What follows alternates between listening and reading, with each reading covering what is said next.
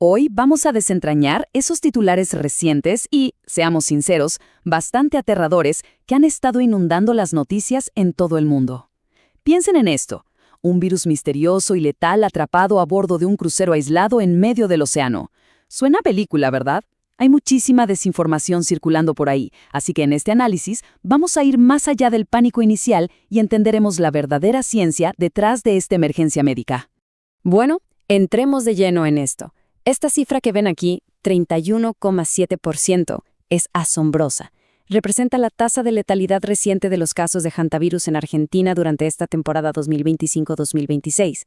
Para ponerlo en una perspectiva más clara, de 101 casos registrados, 32 personas perdieron la vida.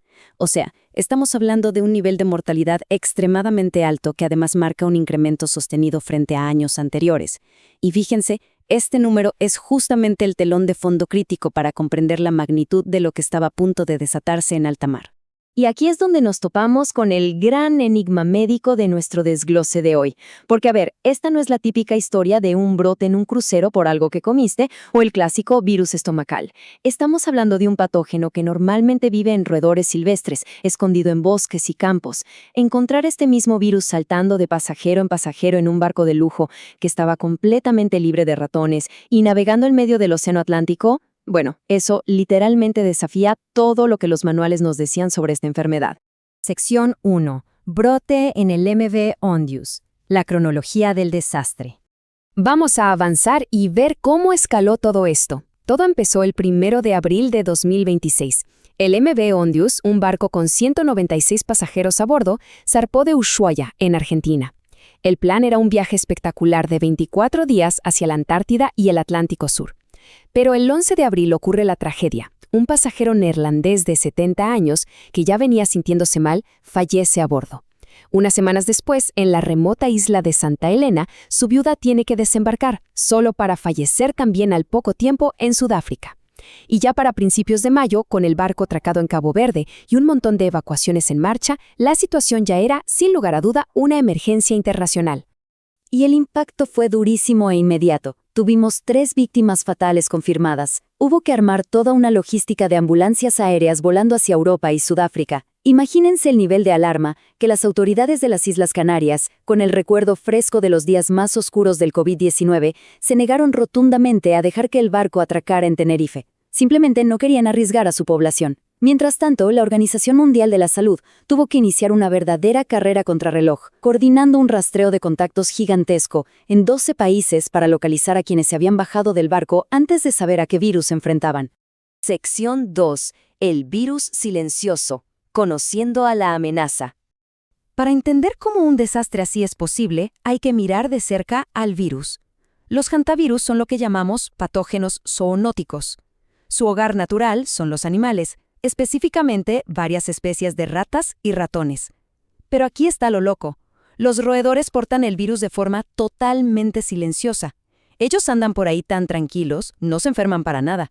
Sin embargo, van dejando el virus por todo el medio ambiente a través de su orina, sus heces y su saliva. Y nosotros, los humanos, nos contagiamos casi por un accidente ecológico.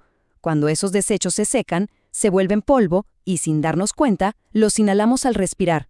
Y esto ilustra de manera brillante cómo este virus es como un camaleón que ataca distinto dependiendo de en qué parte del mundo nos encontremos. Hay 2 patrones. En Europa y Asia, las cepas atacan principalmente los riñones. Es lo que llaman fiebre hemorrágica con síndrome renal. Pero en el continente americano la historia es otra. Aquí las cepas causan el síndrome cardiopulmonar. Empieza pareciendo una gripe cualquiera, pero de repente acelera a fondo, llena los pulmones de líquido y provoca una falla respiratoria masiva. Las consecuencias de esta diferencia geográfica son literalmente de vida o muerte. Miren esto, la cepa europea, la púmala, tiene una letalidad de menos del 1%. La asiática ronda el 15%, pero las cepas de nuestro continente, son devastadoras. Superan el 35% de letalidad. Es precisamente esta agresividad brutal la que nos explica por qué el brote del crucero, que se originó en América del Sur, fue tan fulminante y se cobró vidas tan rápido. Sección 3. La excepción Andes. Un virus completamente diferente.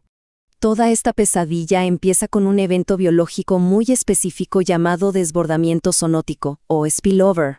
Es ese instante exacto, esa chispa inicial en la que el virus salta del animal a un humano. En el caso de Sudamérica, el culpable principal es el ratón colilargo.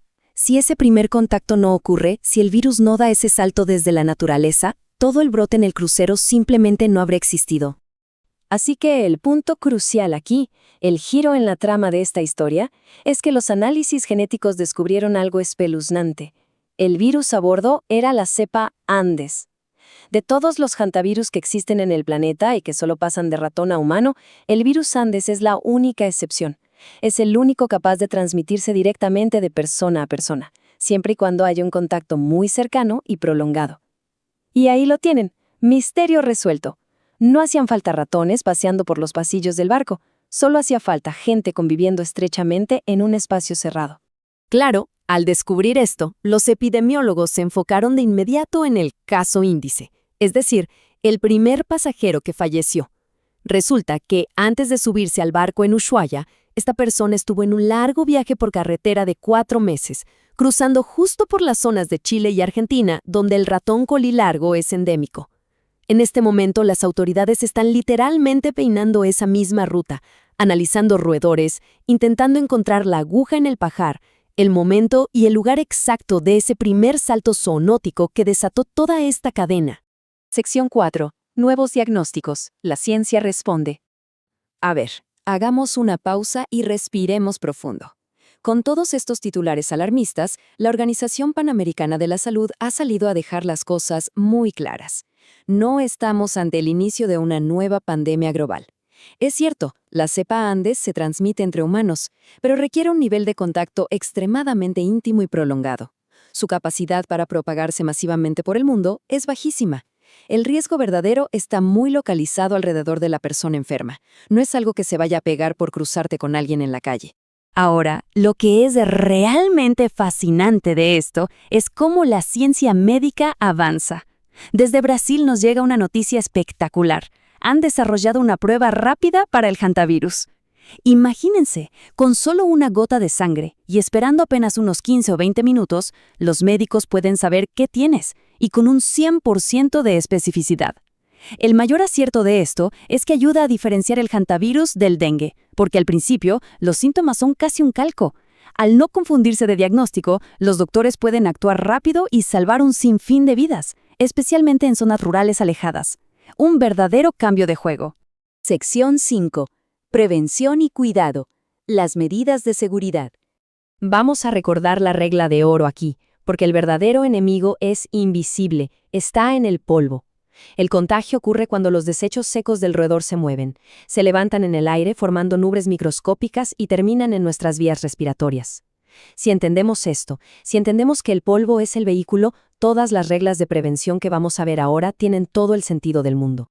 Si alguna vez se topan con excremento de roedores en una cabaña o un galpón, presten mucha atención a esto porque salva vidas. La primera regla parece ir contra el instinto, pero es vital. Ni se les ocurra barrer ni pasar la aspiradora. Si barren, están lanzando todo ese polvo contaminado directamente hacia su cara. Lo que hay que hacer es rociar el área con una mezcla de agua y cloro, dejarlo ahí 15 minutos para matar al virus y luego recoger todo con un trapito húmedo. Así nos aseguramos de que nada vuele por el aire. Y para aquellos que trabajan en el campo o les encanta acampar, la estrategia es simple. No le hagan una invitación abierta a los ratones. Guarden toda su comida en envases de plástico grueso y hermético que no puedan morder. Mantengan la maleza cortada al menos a 30 metros de donde duermen y entierren la basura bien hondo. Y si van a abrir una cabaña que lleva meses cerrada, mascarilla obligatoria y mucha ventilación antes de entrar, sí o sí.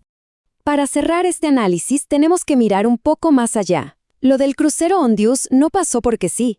Hoy en día, la deforestación, la expansión agrícola y el cambio climático están empujando a estos roedores a buscar comida cada vez más cerca de nosotros. Estamos alterando su mundo y por ende ellos entran al nuestro con más frecuencia. Todo esto nos deja con una pregunta inmensa, ¿no creen?